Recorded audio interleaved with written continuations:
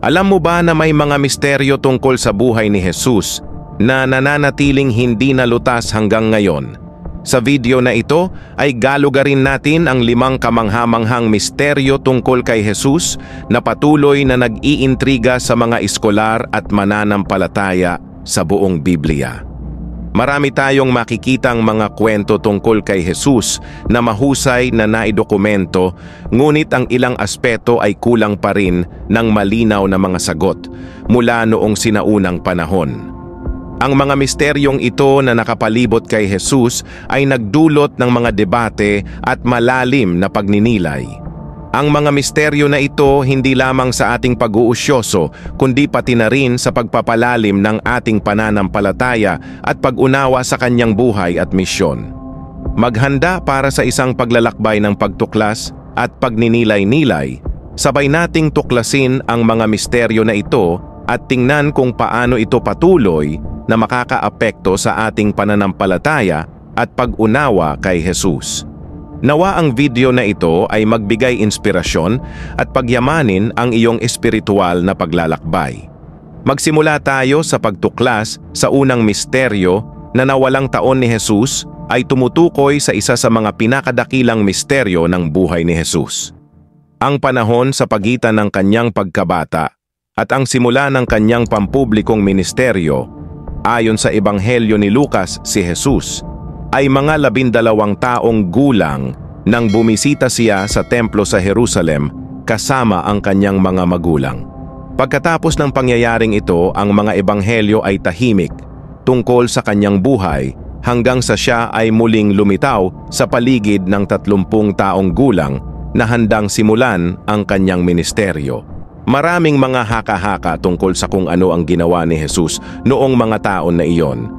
Ang ilang mga tradisyon ay nagmumungkahi na siya ay nanatili sa Nazareth na namumuhay ng isang ordinaryong buhay at nagtatrabaho bilang isang karpintero kasama ng kanyang ama na si Joseph.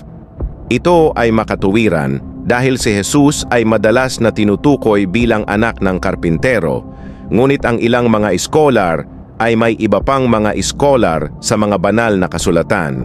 Naniniwala na maaaring naglakbay si Jesus sa labas ng Israel sa panahong ito. Ang isang teorya ay nagmumungkahi na maaari siyang maglakbay sa India, kung saan maaaring nag-aral siya sa mga guro ng relihiyon at natutunan ang tungkol sa iba't ibang espiritual na tradisyon. Ang teoryang ito ay batay sa mga sinaunang teksto na nagsasabing si Jesus ay nasa silangan noong panahon ng kanyang kabataan, bagaman ito ay kamangha-manghang walang konkretong makasaysayang ebidensya upang suportahan ito. Ang isa pang teorya ay nagmumungkahi na si Jesus ay maaaring ginugol ang kanyang mga taon sa pag-aaral ng espiritual na buhay, sa pag-aaral ng banal na kasulatan, pag-iisa at pagmumuni-muni na nagpapalalim sa kanyang kaugnayan sa Diyos at sa kanyang pag-unawa sa mga banal na kasulatan. Ang espiritual na paghahandang ito ay naging napakahalaga para sa kanyang huling ministeryo. Anuman ang mga teorya, na alam natin na si Jesus ay lumitaw mula sa mga taong ito na may malalim na pag-unawa sa mga banal na kasulatan at isang malinaw na misyon.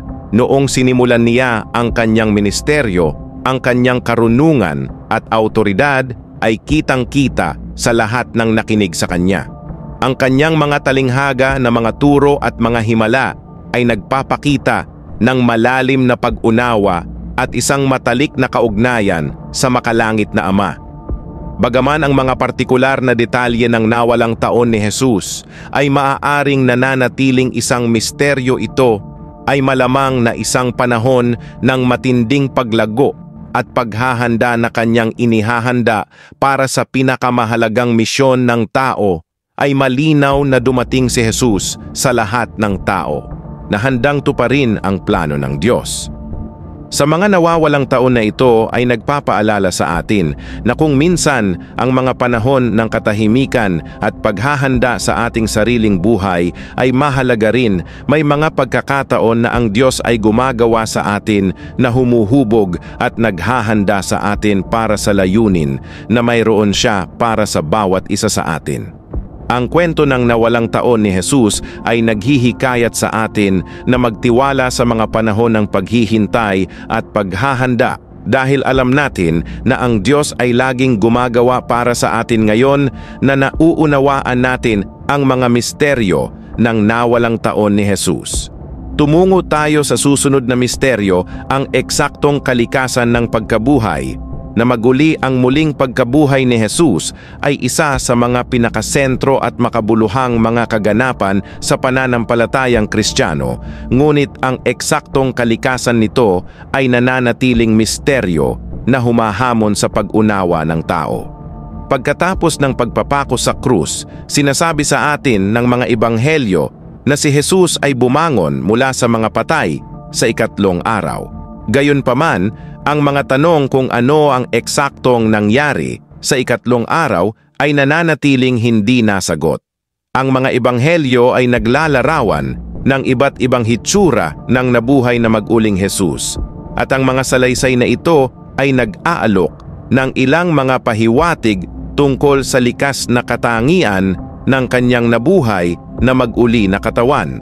Halimbawa, siya ay nagpakita sa mga alagad sa ilang mga pagkakataon na pumapasok sa mga silid na may saradong mga pinto na nagmumungkahi na ang kanyang katawan ay may iba't ibang mga katangian kaysa sa isang karaniwang pisikal na katawan. Sa parehong oras na si Jesus ay maaari pa ring mahawakan at kumain kasama ng kanyang mga disipulo na nagpapahiwatig na ang kanyang nabuhay na mag-uling katawan ay hindi lamang espiritual kundi pisikal din. Ang salaysay ng pagkabuhay na mag-uli ay naghahayag ng isang niluwalhating katawan, isang kalagayan na higit sa ating kilalang pisikal na mga batas. Sa unang liham sa mga taga-Korinto Kabanata 15, binanggit ni Pablo ang pagkabuhay na mag-uli bilang ang pagbabago ng mortal na katawan sa isang walang kamatayang maluwalhati at makapangyarihang katawan. Inilalarawan niya ang muling pagkabuhay bilang isang misteryo, ngunit pinaninindigan na ang mga mananampalataya ay makakaranas din ng katulad na muling pagkabuhay. Isang nakakaintriga na tanong ay kung paano nauugnay ang walang laman na libingan sa muling pagkabuhay.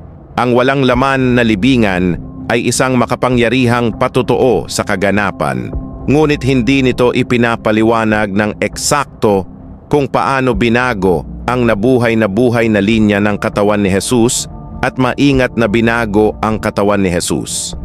Ang libingan ay nagmumungkahi na ang isang bagay na pambihirang nangyari ay isang bagay na higit pa sa pagkaunawa ng tao. Ang isa pang mahiwagang aspeto ay ang pagkilala kay Jesus pagkatapos ang muling pagkabuhay sa ilang mga paglitaw tulad ng sa daan patungo sa Emas o noong nakilala niya si Maria Magdalena. Si Jesus ay hindi nakilala noong una ng mga taong lubos na nakakakilala sa kanya.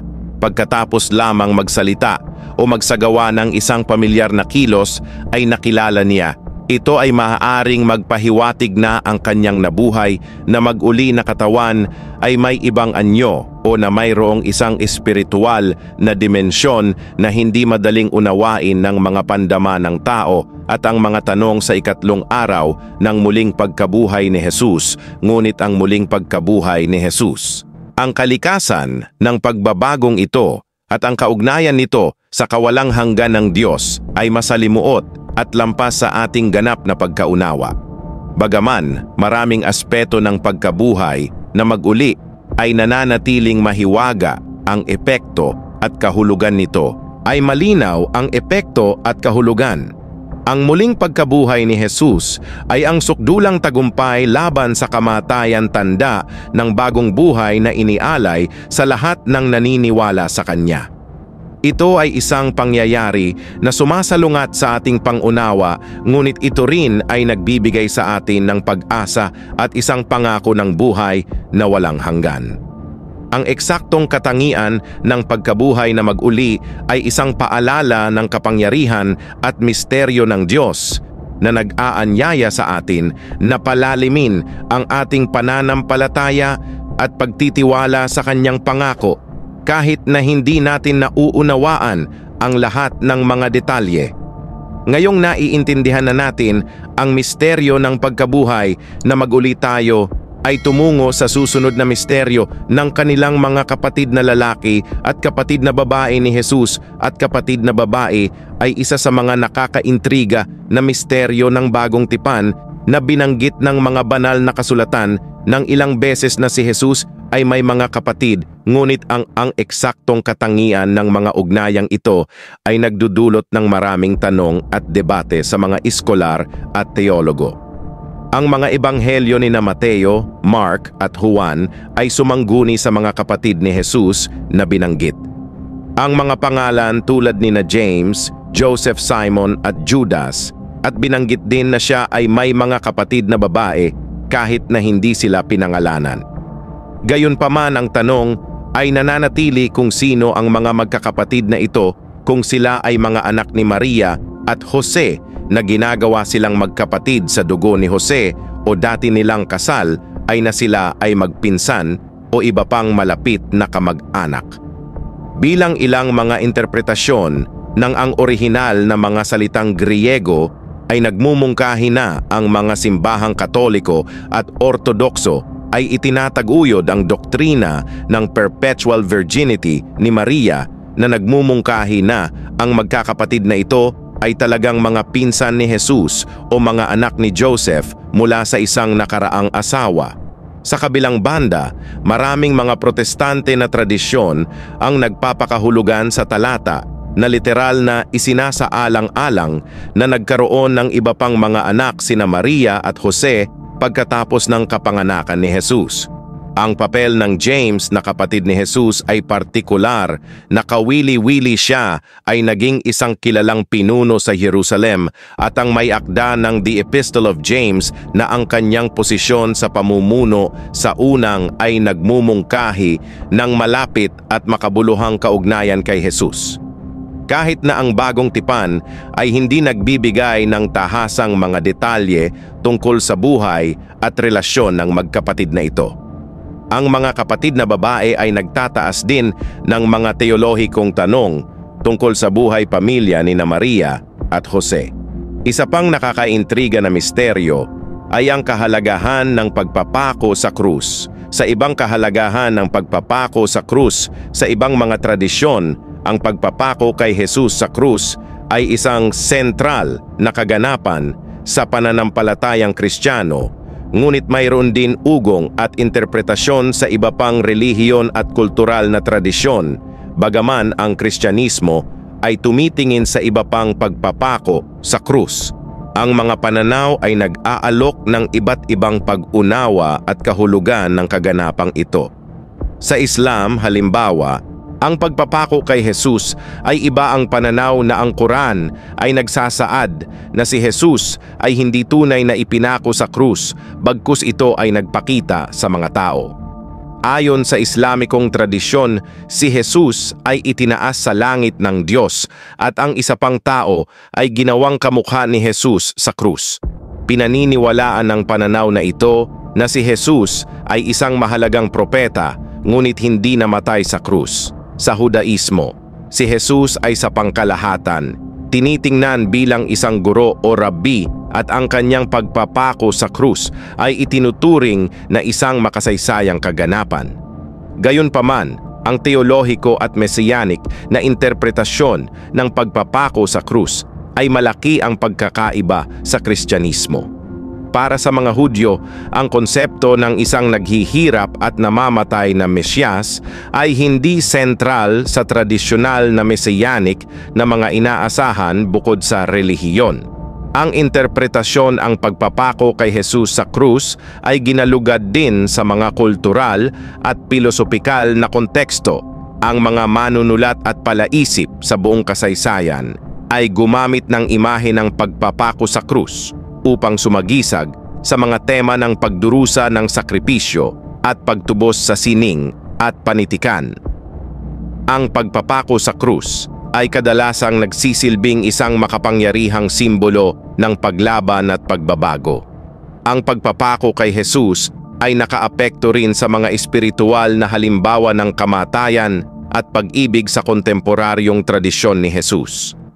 Ang mga tradisyon ay maaaring hindi ganap na umaayon sa mga tradisyonal na teolohikong interpretasyon, ngunit nakakahanap ng inspirasyon sa pagkilos ng pagsuko at pakikiramay na kinakatawan sa pagpapako. Sa ilang mga kultura, ang pagpapako sa krus ay tinitingnan sa pamamagitan ng isang lens ng oppression at liberation. Halimbawa, liberation theology na nagmula sa Latin America ay binibigyang kahulugan ang pagpapako kay Jesus bilang isang pagkilos ng pakikiisa sa mga mahihirap, at ang inaapi na si Jesus ay nakikita bilang isa na dumanas ng kawalang katarungan, at ang kanyang muling pagkabuhay ay isang tanda ng pag-asa at paglaya para sa mga nahaharap sa pang-aapi. Ang iba't ibang interpretasyon na ito ay nagbibigay diin kung paano ang pagpapako kay Jesus ay isang kaganapan na may malalim at iba't ibang kahulugan sa iba't ibang mga konteksto. Habang ang Kristiyanong pananampalataya ay nakikita ang pagpapako sa krus bilang ang pundasyon ng pagtubos at isang bagong tipanan ng pagdurusa sa atin. Ang paalala sa Diyos, ang kahulugan at pag-asa sa pamamagitan ng paggalugad sa kahalagahan ng pagpapako sa krus. Sa ibang mga tradisyon ay magkakaroon tayo ng mas mayaman at higit na inklusibong pag-unawa sa epekto nito sa sangkatauhan. Ngayong naunawaan na natin ang kahalagahan ng pagpapako sa krus sa ibang mga tradisyon, tumungo tayo sa susunod na misteryo, ang eksaktong lokasyon ng libingan ni Jesus. Ang eksaktong lokasyon ng puntod ni Jesus ay patuloy na nakakaintriga ng mga mananalaysay na arkeolohista. Ang Holy Sailor sa Jerusalem ay tradisyonal na iginagalang bilang ang libingan ni Jesus. Ang katumpakan ng kasaysayan ng lugar na ito ay isang paksa ng debate. Ang Church of the Holy Sailor ay isa sa mga pinakasagradong lugar ng Kristyanismo na umaakit ng libu-libong mga peregrino bawat taon. Ang lugar na ito ay kinilala bilang ni Jesus, ang libingan ni Helena na ina ng emperador na si Constantine noong ika-4 na siglo pagkatapos ng legalisasyon ng Kristyanismo sa Imperyong Romano. Mula noon ito ay pinarangalan at malawak na tinatanggap ng tradisyong Kristiyano. Gayunpaman, ang arkeolohikal at makasaysayang ebidensya na sumusuporta sa pagkakakilanlan na ito ay limitado. Isa pang iminungkahing lokasyon ay ang hardin na libingan na matatagpuan sa labas ng mga sinaunang pader ng Jerusalem na natuklasan noong ika-19 na siglo. Ang batong hewn na libingan na ito ay tila tumutugma sa mga paglalarawan sa Biblia ng libingan ni Jesus. Bagaman ito ay naging popular sa mga tao, ilang grupong Kristiyano, maraming iskolar ang nangangatuwiran na walang sapat na katibayan upang suportahan ang pagkakakilanlan na ito. Ang kahirapan sa pagtukoy sa eksaktong lokasyon ng libingan ni Jesus ay bahagyang dahil sa mahabang panahon na lumipas mula noong orihinal na mga kaganapan. Ang modernong araw na Jerusalem ay isang lungsod na itinayo sa ibabaw ng mga suson ng kasaysayan. Bukod pa ang pagkawasak ng Jerusalem ni Titus noong 70 AD kasama ang mga kasunod na pagbabagong tatag at pagbabagong anyo ng lungsod na lalong nagpapalubha sa pagkakakilanlan ng mga partikular na lugar na binanggit sa Ebanghelyo. Ang isa pang salik na nag-aambag sa misteryo ay ang kakulangan ng detalyado at tumpak na paglalarawan sa mga teksto sa Biblia tungkol sa eksaktong lokasyon ng libingan. Ang mga ebanghelyo ay nagbibigay ng mahalagang impormasyon tungkol sa kaganapan ng muling pagkabuhay, ngunit hindi gaanong malinaw ang mga ito tungkol sa mga partikular na detalye ng heograpikong humahantong sa iba't ibang interpretasyon at pagtatalo sa iba't ibang tradisyon at mga iskolar. Anuman ang pinakamahalaga sa eksaktong lokasyon ng mga mananampalataya, kung ano ang pinakamahalagang mensahe ng muling pagkabuhay ni Jesus. Ang walang laman na libingan ay sumisimbolo sa tagumpay laban sa kamatayan at ang pangako ng buhay na walang hanggan. Ang paghahanap sa libingan ni Jesus ay isang paglalakbay na nagpapaalala sa atin ng pangmatagalang epekto ng kanyang buhay-kamatayan at muling pagkabuhay sa sangkatauhan, kahit na ang eksaktong lokasyon ng libingan ni Jesus ay nananatiling palaisipan. Ang paghahanap ng mga sagot ay patuloy na nagbibigay inspirasyon sa pag-aaral at pagninilay sa pananampalataya. Ito ay nagpapaalala sa atin na kahit sa harap ng mga hindi nalutas na misteryo, ang esensya ng pananampalataya ay nakasalalay sa paniniwala at magtiwala sa mga pangako ng Diyos. Ang mga misteryong ito ay nag-aanyaya sa atin na palalimin ang ating pananampalataya at ipagpatuloy ang ating paghahanap para sa pag-unawa. Ipinapakita nila sa atin na bagamat wala tayong lahat ng mga sagot, ay maaari tayong magtiwala sa kapangyarihan ng Diyos at mahalin ang buhay at mga turo ni Jesus ay patuloy na nagbibigay inspirasyon at pagbabago ng mga buhay, at ang mga misteryong ito ay bahagi ng buhay na pangmatagalang pamana kung gaano kaganda ang ipalaganap ang salita ng Panginoon. Salamat sa iyong atensyon at naway manatili ka sa biyaya ng Diyos. Makita ka sa lalong madaling panahon. Muli salamat.